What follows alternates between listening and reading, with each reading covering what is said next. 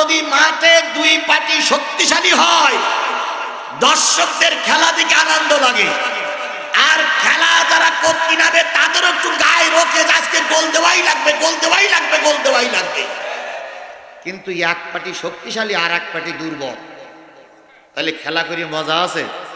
আমি এখন আর খেলা করে মজা পাই না ভাই, কারণ আমার বিপক্ষের পার্টিরা এখন কেউ আর মঞ্চে নাই। আরেকটা জিনিসই খুশি হতাম, সেটা হলো আগে মাহফিল করতে যেয়ে কর্তৃপক্ষ যে কায়দায় মাহফিল করুক, আওয়ামী লীগের বড় বড় লিডাররা এসে 1 লাখ 1.5 লাখ 50,000 টাকা আগে দান করত, কারণ ওদের চুরি করা টাকা, ওদের জমি দখল করা টাকা, ওদের পরের সম্পদ দখল করা টাকা, ওদের টাকা ছিল। কথা বলেন ঠিক নেবে ঠিক? এই জন্য ওরা লাখ লাখ টাকা দান করতে পারত, কিন্তু এখন দুঃখ লাগে আমার নেতারা টাকা দান করতে পারে না। ইলাহা ইল্লাল্লাহু ওয়াহদাহু লা শারীকা লাহু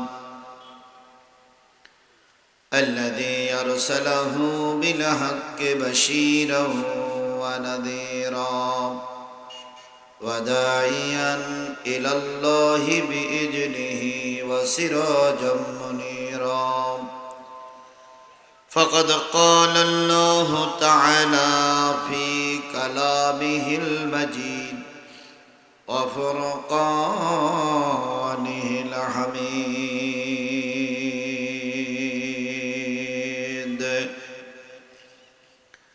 أعوذ بالله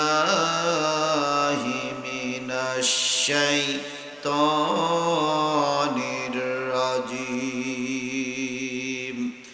بسم الله الرحمن الرحيم والذي أوحينا إليك من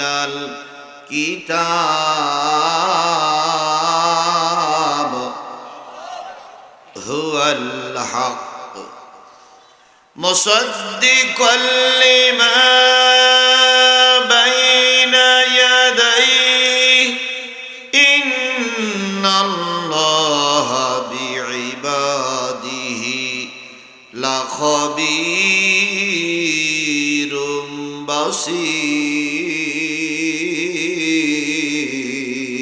بصير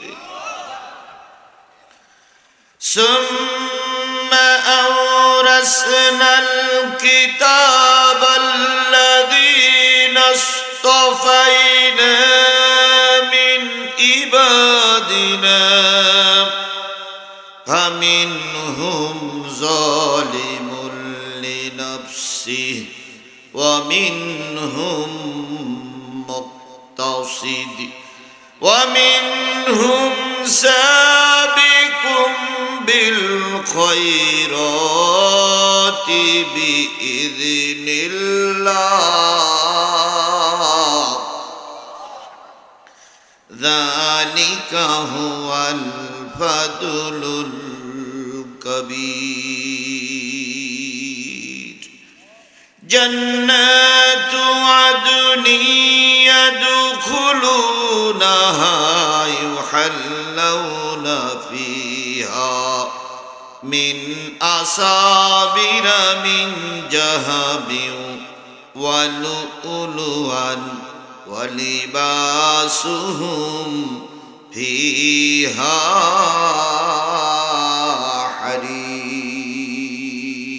حرير صدق الله المولانا العظيم قال النبي صلى الله عليه وسلم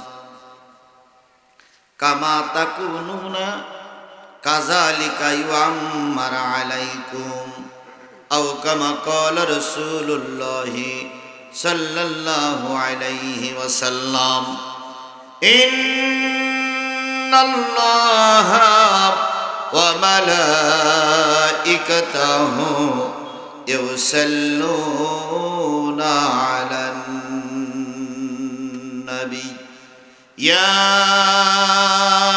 أيها الذين آمنوا صلوا عليه وسلموا تسليما اللهم صل على محمد وعلى آل محمد كما صليت على إبراهيم وعلى آل إبراهيم إنك حميد مجيد اللهم بارك على محمد وعلى آل محمد كما باركت على إبراهيم وعلى آل إبراهيم إنك حميد مجيد لا إله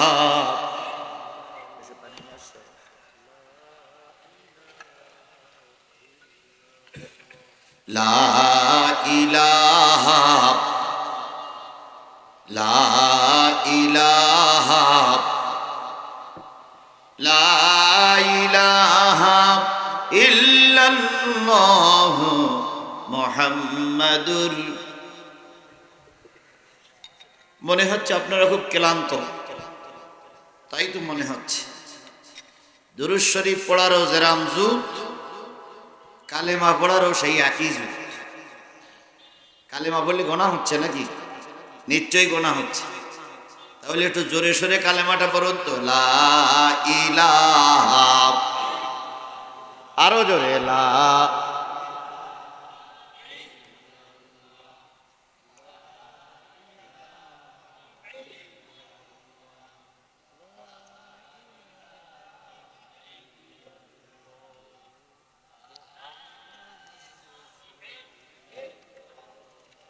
হামদ বেহদ মার খোদায়ে পাকে রব আকে মাদাদে মুশতে খাকে লা ইলাহা, আরেকটু জোরে, লা ইলাহা লা ইলাহা লা ইলাহা ইল্লাল্লাহ মুহাম্মাদুর রাসূলুল্লাহ। সকলে জবান খুলে একসাথে এক বাক্যে বলছি, সাল্লাল্লাহু আলাইহি ওয়াসাল্লাম। বগুড়া জেলার শেরপুর উপজেলা, শেরপুর উপজেলার চণ্ডীযান জামে মসজিদের উন্নয়ন কল্পে অনুষ্ঠিত হচ্ছে একদিন ব্যাপী বিরাট তাফসিরুল কোরআন মাহফিল। স্থান চণ্ডীযান জামে মসজিদ প্রাঙ্গণ। তারিখ 21শে নভেম্বর 2024। 21শে নভেম্বর 2024 রোজ বৃহস্পতিবার। আজকের এই বৃহস্পতিবারের তাফসিরুল কোরআন মাহফিলের শ্রদ্ধাভাজন স্বনামধন্য সম্মানিত সভাপতি, শেরপুর উপজেলার সাবেক চেয়ারম্যান, জননন্দিত নেতা, শেরপুর মাটি ও মানুষের বন্ধু, মাজলুম জননেতা জনাব আলহাজ মাওলানা মোহাম্মদ দবিবর রহমান। আল্লাহ পাক আমাদের এই প্রিয় ভাইকে, প্রিয় শায়েখকে হায়াতে তৈয়বা দান করুন। তার শরীর স্বাস্থ্যকে আল্লাহ পাক সুন্দর করে রাখুন। সকলে মিলে বলুন আমিন। আজকের এই মাহফিলের সহ সভাপতিবৃন্দ জনাব ইয়াসিন আলী, স্বত্বাধিকারী সংবাদ অধিভাণ্ডার শেরপুর বগুড়া, মাওলানা মোহাম্মদ মোখলেসুর রহমান, খতিব অত্র জামে মসজিদ, সম্মানিত ভাই পরিচালক, আজকের মাহফিলের সম্মানিত প্রধান অতিথি জনাব Mohammad Aminul Ehsan Zubair, advocate Bangladesh supreme court Dhaka, যুবক মানুষ, আজকের মাহফিলের প্রধান অতিথি, হাইকোর্টের একজন উকিল। সব ক্ষেত্রে যদি এরকম মানুষ উকিল হয়, দেশের মানুষের শান্তি আসবে। কারণ প্রায় উকিলেরা, সব উকিল নাই, প্রায় উকিলেরা 2 নম্বর কাজে ব্যস্ত। দিনদার আল্লাহওয়ালা উকিল যদি হয়, মুসলমানদের জাতির কল্যাণ হবে। এই জন্য আমাদের সন্তানদেরকে বড় বড় উকিল, ব্যারিস্টার, বিচারক পদে আল্লাহ যেন কবুল করে। সকলে মিলে বলুন আমিন।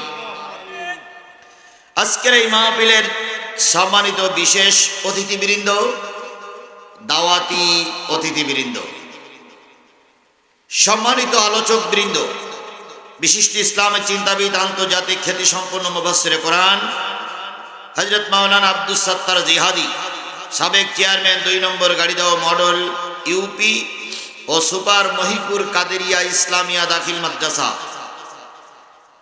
আলোচনা করেছেন হযরত মাওলানা মোহাম্মদ সামিউল ইসলাম, উদীয়মান তরুণ বক্তা, জাতীয় পুরস্কার প্রাপ্তকারী সহ গর্বিত মায়ের গর্বিত সন্তান, শ্রদ্ধেয় ওলামায়ে হযরত। রাস্তায় টহল দিচ্ছে সম্মানিত পুলিশ ভাইরা। এলাকার বিভিন্ন কুঠির থেকে আগত দিনদার, পরেজগার, মুত্তাকি মুসলমান ভাই ও বন্ধুগণ, পদ্মায় অবস্থানরত শ্রদ্ধাশীলা মা ও বোনেরা, সকলকে নিয়ে আবারও সালাম বিনিময় করছি। আশা করছি সালামের জবাবটা সবাই মিলে জোরে সরে দিবেন। আসসালামু আলাইকুম ওয়া রাহমাতুল্লাহি ওয়া বারাকাতুহু। শুকরিয়া আদায় করছি সেই মালিকের, যে মালিক আপনাকে আমাকে সুস্থ রেখেছে। সুস্থতার চাইতে বড় নেয়ামত পৃথিবীতে আর কিচ্ছু নাই। কথা বলেন, কথা বলেন। আপনি কোটি টাকার মালিক, শুয়ে আছেন হাসপাতালের বেডে, শান্তিতে আছেন না অশান্তিতে আছেন? অশান্তিতে আছেন। টাকা নাই, দামি গাড়ি নাই, দামিও বাড়িও নাই, ভ্যান রিক্সা চালাই খান, কিন্তু পেটে কোনো রোগ নাই, শরীরে কোনো রোগ নাই, খাইলেই এক ঘুমেই সারা রাত পার হয়ে যায়। লোকটা সুখী না অসুখী? সুখী। এই জন্য সবচেয়ে বড় নেয়ামত আল্লাহ পাক যাকে সুস্থ রেখেছেন। কথা বলেন ঠিক না বেঠিক? আমরা সুস্থ আছি, সুন্দর আছি, একটা অন্ধকারাচ্ছন্ন পরিবেশ থেকে সুন্দর একটা কোরআন হাদিসের পরিবেশে বসার, আলোচনা করার এবং পরিবেশ তৈরি করে দিয়েছেন আল্লাহ। এই জন্য আল্লাহর দরবারে শুকরিয়া আদায় করছি, আলহামদুলিল্লাহ। আগে খেয়াল করতাম বক্তা মঞ্চে থাকলে কখন জানি পুলিশ এসে ধরে নিয়ে যায়, আর এখন খেয়াল করি বক্তা মঞ্চে থাকলে পুলিশ গাড়িতে বসে বসে ওয়াজ শোনে। তাহলে অবস্থাটা পরিবর্তন করে দিয়েছেন কে? জোরে বলেন কে? এই অবস্থাটা পরিবর্তন হয়েছে, এইটা মনে হয় আপনারা ভালো হয়ে মেনে নেননি, এইটা মনে হয় আপনারা খুশি না। আপনারা মনে করতেছেন আগের অবস্থায় থাক। তা তাই যদি না হয় তাহলে এলাকার লোকজন এখনো বাড়ি কেন? যে লোকগুলো বাড়ি, সেই লোকগুলো চাচ্ছে কোরআনের মাহফিল বন্ধ হোক। যে লোকগুলো দোকানে রাস্তায় ঘুরে বেড়াচ্ছে, এই লোকগুলো চাচ্ছে আল্লাহর কোরআনের মাহফিল বন্ধ হোক। এরা কোরআনের পক্ষের শক্তি নয়। যদি এরা কোরআনের পক্ষের শক্তি হতো তাহলে এতক্ষণ ময়দানে চলে আসতো। কথা বলেন ঠিক না বেঠিক? ঠিক। কথায় বলে বৃক্ষ তোমার নাম কি? তাই যদি হয় তাহলে আপনারা বাড়ি থাকা মানেই কোরআনের বিরোধিতা করছেন। আপনারা এখানে এসে বসাই মানেই হলো কোরআনের পক্ষে আপনারা কাজ করার লোক। আল্লাহ ওনাদেরকে কবুল করুক, আমাদেরকে কবুল করুক। আল্লাহ আপনাকে আমাকে যাদেরকে কবুল করেছেন, আমরা সবাই মিলে মালিকের শুকরিয়া আদায় করছি, আলহামদুলিল্লাহ। কার শুকরিয়া আদায় করলাম? খুশি হলো কে? আচ্ছা, আলহামদুলিল্লাহ বলার সময় গালের ভিতরে জিহ্বাটা নড়াচড়া করে না চুপচাপ দাঁড়িয়ে থাকে? বুঝে শুনে বললেন ভাই, গালের ভিতরে জিহ্বাটা নড়ে, তারপর তোমরা কথা বলি, কথা ঠিক না ঠিক? আচ্ছা বলুন তো, গালে যে বড় জিহ্বাটা আছে, এই জিহ্বাটা না নাড়িয়ে কথা বলতে পারবেন কেনা? কেনা হাত তোলেন তো। তাহলে জিহ্বা আছে তাই এক মুসলমান কথা বলেন, জিহ্বা আছে তাই তাই যদি হয় বলুন তো আমার জিহ্বার চাইতে গরুর জিহ্বাটা বড় না ছোট? নিঃসন্দেহ গরু কথা বলতে পারে। আপনার আগে বলেন জিহ্বা আছে তাই কথা বলে, তাহলে আমার জিহ্বার চাইতে গরুর জিহ্বা, কিন্তু গরু কথা বলতে।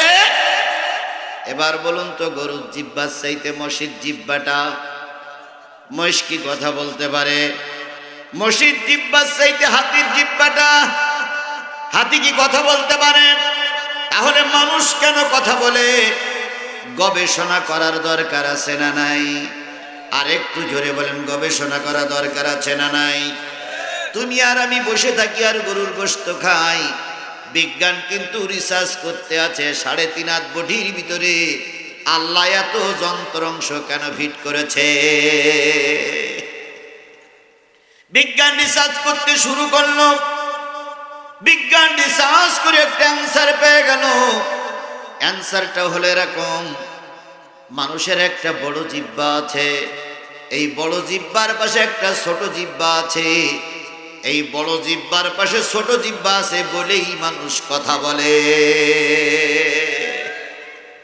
সারা জীবন গরুর গোশত খাইছেন, বলুন তো গরুর বড় জিহ্বার পাশে নিশ্চয়ই একটা ছোট জিহ্বা আছে, সেই জিহ্বাটা আমাদের চাইতে ছোট না বড়?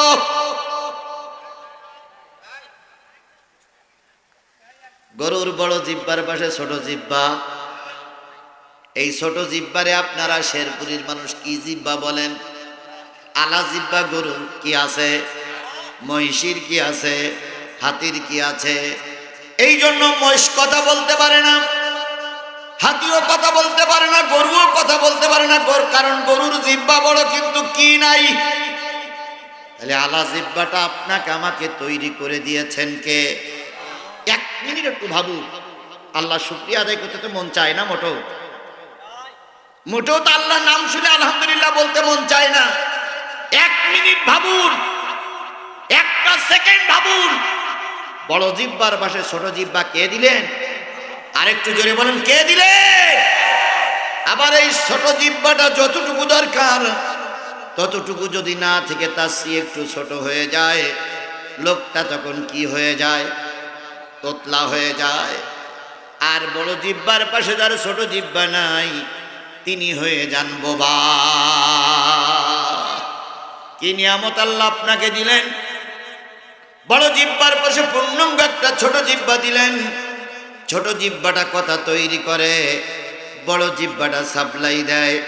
যে আল্লাহ বড় জিহ্বার পাশে একটা ছোট জিহ্বা দিয়ে সুন্দর করে কথা বলার তৌফিক দান করলেন, সেই আল্লাহর শুকরিয়াটা আসতে না জোরে? আর একটু জোরে বলেন, শুকরিয়াটা আসতে না জোরে? যদি আল্লাহর শুকরিয়া আদায় না করেন, যে আল্লাহ কথা বলার তৌফিক দিয়েছেন সেই আল্লাহ আবার যে কোনো মুহূর্তে আপনাকে বোবা বানিয়ে দিতে পারে। আপনারা দেখেছেন গত 2 দিন না 3 দিন আগে এক বক্তা ওয়াজ করতে করতে বোবা হয়ে গেছে। আপনারা যদি মিডিয়া না দেখে থাকেন আজকে বাড়ি যেই দেখবেন, এক বক্তা ওয়াজ করতে করতে কি হয়ে গেছে? একেবারেই বোবা, কথা বন্ধ। গরম পানি খাইলেন, চা খাইলেন, অনেক কাছাকাছি করলেন, আর কথা উঠিনি। বক্তা শেষ পর্যন্ত জাতির কাছে দোয়া চেয়ে বিদায় নিয়ে গেলেন। বক্তা সুন্দর সুললিত কণ্ঠে কোরআনের কথা বলতেছিলেন, হঠাৎ করে কোরআনের কথা বলতে যেই জবানটা বন্ধ করে কে দিয়েছে? আজকের এই বিশাল জনতাকে নিয়ে দোয়া করে আল্লাহ বক্তার জবানটা আবার ক্লিয়ার করে দিক। আরেকটু জোরে বলেন আমিন। আমার আলোচনার বিষয় হলো আল্লাহ রাব্বুল আলামিন জিহ্বা থাকার পরেও বোবা বানাই দিলেন। আজকে আর তুমি আর আমি যদি নাফরমানি করি, আল্লাহ তোমার আমার যে কোনো মুহূর্তে বক্তার মতন বোবা বানাইয়া দিতে পারে। এবার মানুষ কেন কথা বলে? আল্লাহর কাছে জবাব চাচ্ছে। আল্লাহ এটা তো বিজ্ঞান রিসার্চ করলো। আল্লাহ উত্তর দিচ্ছে, আর রহমান আল্লামাল কুরআন খালাকাল ইনসান আল্লামাহুল বায়ান।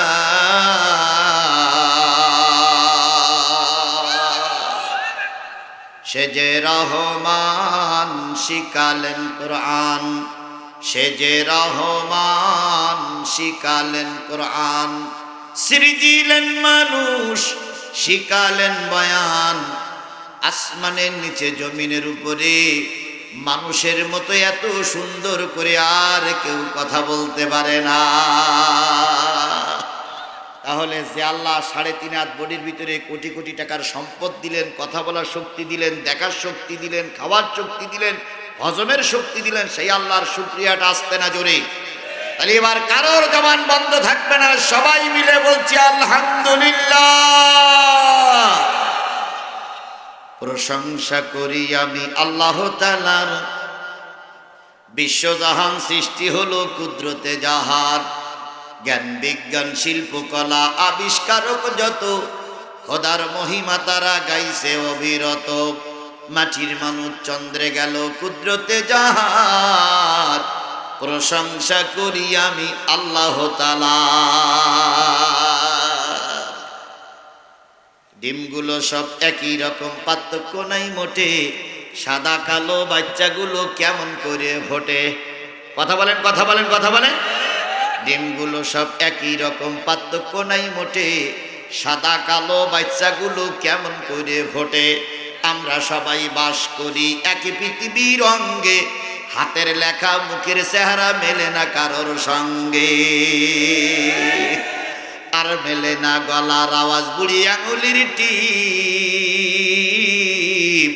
আল্লাহ তাআলা আছেন একজন, প্রমাণ হইল ঠিক। সেই আল্লাহর আবারও শুকরিয়া আলহামদুলিল্লাহ। সর্বকালের সর্বশ্রেষ্ঠ মহামানব, যিনি জন্মের পর থেকে মৃত্যু পর্যন্ত কেঁদেছেন কাদের জন্য? উম্মতের জন্য। এখন কবরে শুয়ে শুয়ে কাঁদতেছেন কাদের জন্য? কিয়ামতের দিন কাঁদবেন কাদের জন্য? নিজের পরিচয় নিজে ভুলে যাবেন, পরিবারের পরিচয় ভুলে যাবেন, সন্তানাদির পরিচয় ভুলে যাবেন। কানবেন রব্বি হাবলি উম্মতি, আয় আল্লাহ আমার গুনাহগার উম্মত গুলোরে দয়া করে মাফ করে দাও। পৃথিবীর সবাই চাই সবাই পরিবার উপকৃত হোক, কথা বলেন ঠিক না ঠিক? আমাদের সাবেক প্রধানমন্ত্রী শেখ হাসিনা চলে গেছে, বুনটারে ফেলাই রেখে যায়নি। আবার শেখ হাসিনা চলে যাওয়ার আগে ছেলেটারে বিদেশে পাঠিয়ে দিয়েছে, কথা বলেন ঠিক না ঠিক? তাহলে সবাই চাই নিজের আপনজন, নিজের আত্মীয় স্বজন বেঁচে যান। কেবলমাত্র শুধুমাত্র একমাত্র একজন ব্যক্তি চেয়েছিলেন সবাই বেঁচে গেলেও আমার উম্মতেরা যেন, সবাই ধরা খাইলেও আমার উম্মতে যেন ধরা না খায়।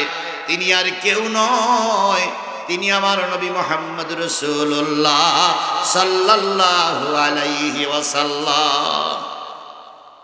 বহু দরদি নেতা পাওয়া যায়, যত দরদি নেতা সমাজে মাথা উঁচু করে, প্রত্যেকটা জনদরদি নেতা নিজের কথাই আগে চিন্তা করে। কথা বলেন ঠিক না ঠিক? যদি সব নেতারা জাতির কল্যাণের জন্য কথা বলতো, কাজ করত, খোদার কসম আমার দেশ গরিব থাকতো না। কথা না বলি?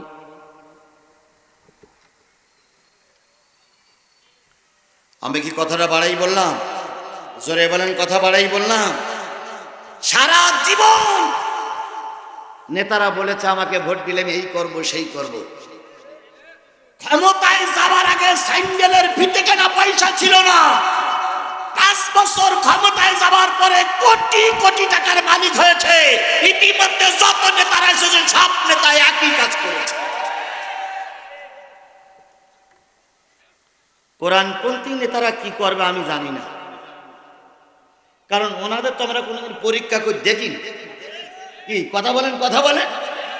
এখন একবার পরীক্ষা করে দেখা লাগবে যে ওনারাও আগের নেতার মতন হয় কিনা। যদি এনারাও আগের নেতার মতন হয়, ফাঁসি 3 তালাক। আর এই কোরআনপন্থী কোরআন সুন্নাহর আলোকে সমাজ গঠনের কথা বলে যারা দুর্নীতি কাজ করবে তাদের দেব 172 তালাক।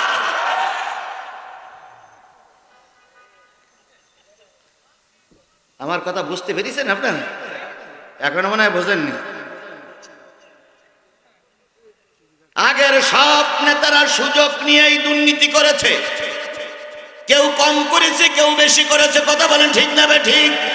সবাইকে এক দাড়ি পাল্লাই হিসেব করব না, কিন্তু কোরআনপন্থীওয়ালারা বারবার বলে যাচ্ছে একটাবার সুযোগ দিয়ে আমরা কোরআন সুন্নাহর আলোকে দেশ গঠন করব। কিন্তু জাতি এত চালাক, সারা জীবন কয় হুজুরির পক্ষে, ঠিক ভোট কেন্দ্রে যেয়ে মারে বাম পক্ষে রাম পক্ষে, ওই সময় হুজুরির ঈমান থাকে না। এরকম ঈমান নামক বেঈমান আমার শেরপুরি নাই, শেরপুরি নাই, থাকলেই এখানে নাই। হাত তোলেন তো হুজুর, আমি সারা জীবন হুজুরির পক্ষে থাকবো, ভোট দেবো বিপক্ষে। এরকম লোক হাত তোলেন তো। এই একটা লোক পাওয়া গেছে।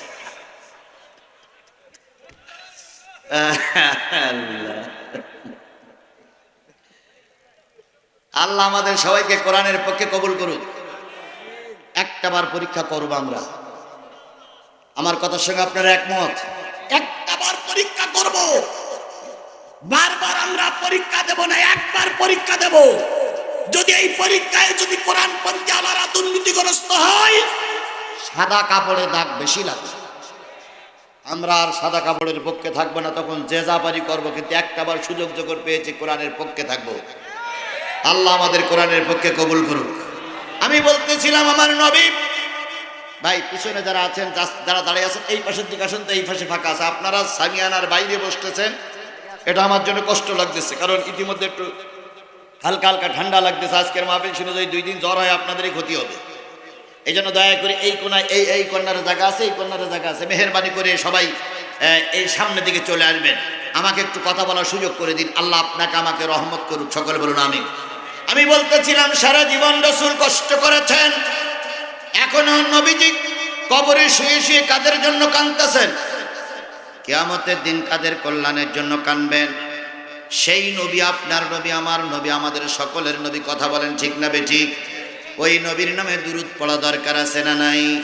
সবাই মিলে কি মুসলমান, এই মুসলমানগুলো 3টে ভাগে ভাগ হয়ে যাবে। একটা ভাগ আল্লাহ আগেই মাফ করে দেবে, আর 2টা ভাগের প্রশ্নের সম্মুখীন হতে হবে, উত্তর দেওয়া লাগবে।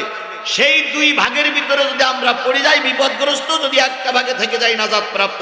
আমি কোরআন দিয়ে সেই 3টা ভাগের আলোচনা করব। কোনো অবস্থায় 12টা পার হবে না। এতটুকু সময়কে আপনারা আমাকে দিবেন? দিবেন? কারা কারা দিবেন একটু হাত তুলে দেখান তো, কারা কারা দিবেন? পিছনের হাত নামান, হাত নামান। পিছনের কিছু কিছু লোক আসে শেষে, যায় আগে। ও ভাই, আপনাদের কি ব্যয়ের আমি ধরে? আমি এখানে দইবুর ভাই এখানে এসেছিলেন, নিশ্চয়ই তুমি একটা দলের নেতা। আচ্ছা, আমি কি কোনো দলের নেতা? আমি এখানে এসেছি কি বলার জন্য? কোরআন হাদিস বলার জন্য। বিএনপির ভাইরা ভুল বুঝেন না, আমি আপনাদেরই লোক। আওয়ামী লীগের ভাইরা আমার মেরিসের তাতে কি হয়েছে? আমি আপনাদেরই লোক, ভুল বুঝেন না। আপনারা আমার শত্রু না, আমিও আপনাদের শত্রু না। জাতীয় পার্টির ভাইরা এখানে আছেন, যদি থাকেন, আমি আপনাদের শত্রু না। জামাত ইসলামের লোক যারা আছেন ভাইরে, কে কোন জায়গায় যাবে তা আমি জানি না, তবে এক দুনিয়া অন্তত আপনি আর আমি জানি একসঙ্গে থাকতে পারি। তাহলে আমরা সবাই ভাই ভাই না ভাই? আজকে ডক্টর মোহাম্মদ ইউনূস সেনাকুঞ্জে একটা সমাবেশ হয়েছে। 3বারের প্রধানমন্ত্রী খালেদা জিয়াকে নিয়ে সমাবেশে আলোচনা করেছে। অথচ আগের সরকার বলেছিল এই ডাক্তার মোহাম্মদ ইউনূস আর খালেদা জিয়াকে নিয়ে পদ্মা সেতুর থেকে কি করে ফেলাই দিতে হবে? টুস করে ফেলাই দিতে হবে। এটা সুমনি খাক। যাদেরকে সুবানি দিতে চেয়েছিলেন তারা আজকে 2 জন পাশাপাশি, আর যিনি সুবাতি চেয়েছিলেন তিনি এখন দেশে নাই। হায় রে আল্লাহর পরীক্ষা রে আল্লাহ, আল্লাহ কার কখন ক্ষমতা দেয় আর কারে কখন কোথায় নিয়ে যায় আল্লাহই ভালো জানে। সুতরাং আমরা মিলেমিশে থাকতে চাই। আমি টাইম বেঁধে দিলাম কোন বিষয়ের পর আলোচনা করব, কোন সূরা থেকে আলোচনা করব কোন সূরা থেকে, সূরা ফাতির 31, 32, 33 তিনটা আয়াতের ভিতরে আলোচনা তিনটে বিষয়ের পরে। আপনারা কি শেষ মোনাজাত করে আমার সঙ্গে চলে যেতে রাজি আছেন? আল্লাহ আমাদেরকে সবাইকে হেফাজত করুন। আরো জোরে বলেন আমিন। আগে যখন মাহফিল করতাম তখন একটা জিনিসই মজা পেতাম, সেটা হলো বাধা হইতো, মাহফিলি জোরও হইতো। এখন ভাই কেউ বাধা দেয় না, এই হলো সবচেয়ে বড় কষ্ট। কারণ যদি মাঠে দুই পার্টি শক্তিশালী হয়, দর্শকদের খেলা দিকে আনন্দ লাগে, আর খেলা যারা করতে নাবে তাদেরও একটু গায়ে রোকে আজকে গোল দেওয়াই লাগবে, গোল দেওয়াই লাগবে, গোল দেওয়াই লাগবে। কিন্তু এক পার্টি শক্তিশালী আর এক পার্টি দুর্বল, তাহলে খেলা করি মজা আছে? আমি এখন আর খেলা করি মজা পাই না ভাই, কারণ আমার বিপক্ষের পার্টিরা এখন কেউ আর মঞ্চে নাই। আরেকটা জিনিসই খুশি হতাম, সেটা হলো আগে মাহফিল করতে যেয়ে কর্তৃপক্ষ যে কায়দায় মাহফিল করুক, আওয়ামী লীগের বড় বড় লিডাররা এসে 1 লাখ, 1.5 লাখ, 50,000 টাকা আগে দান করত। কারণ ওদের চুরি করা টাকা, ওদের জমি দখল করা টাকা, ওদের পরের সম্পদ দখল করা টাকা, ওদের টাকা ছিল, কথা বলেন ঠিক নেবে ঠিক। এই জন্য ওরা লাখ লাখ টাকা দান করতে পারত। কিন্তু এখন দুঃখ লাগে আমার নেতারা টাকা দান করতে পারে না, কারণ এদের তো ওইরকম অবৈধ টাকা নেই। কি কথা বলেন, কথা বলেন, কথা বলেন। এই জন্য এখন আমার কষ্ট হয়, এই মাহফিল যারা করে তাদেরও কষ্ট হয়।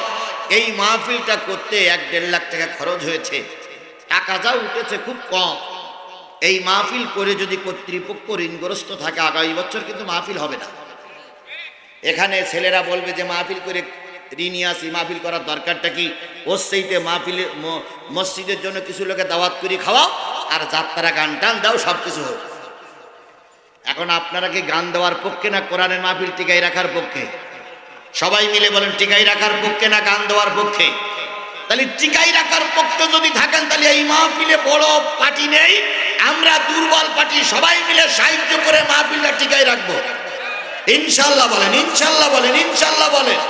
এই জন্য আপনাদের আজকে অন্তত মাহফিলে 50টা টাকা দান করতে হবে। সে বেলায় জিরা জোরে বললেন না তো ভাই, 50টা টাকা দান করতে হবে, রাজি আছেন? আচ্ছা, কার কার পকেটে 50 টাকা আছে একটু হাত তোলেন তো। 50 টাকার উপরেও আছে, 50 টাকা আছে, কার কার পকেটে আছে হাত তোলেন তো। আগের হুজুর বলো ওয়াজ করেছে, ওয়াজটা মনে রাখেন, কিয়ামতের দিনে হাত বলা আল্লাহর কাছে সাক্ষী দেবে। কার পকেটে টাকা আছে আমি জানি না, 50 টাকা আছে। এইবার 50 টাকা নেই, 20 টাকা আছে, 20 টাকা নেই, 10 টাকা আছে, আবার 50 টাকার উপরে 100 টাকা আছে, 200 টাকা আছে, 500 টাকা আছে। 1 টাকার থেকে শুরু করি উপরে যত টাকা পকেটে থাক, 1 টাকার নিচে মানে টাকা নেই এমন পকেট না, সবার পকেটে টাকা আছে। কার কার পকেটে টাকা আছে তার একটু হাত তোলেন তো ভাই, কার কার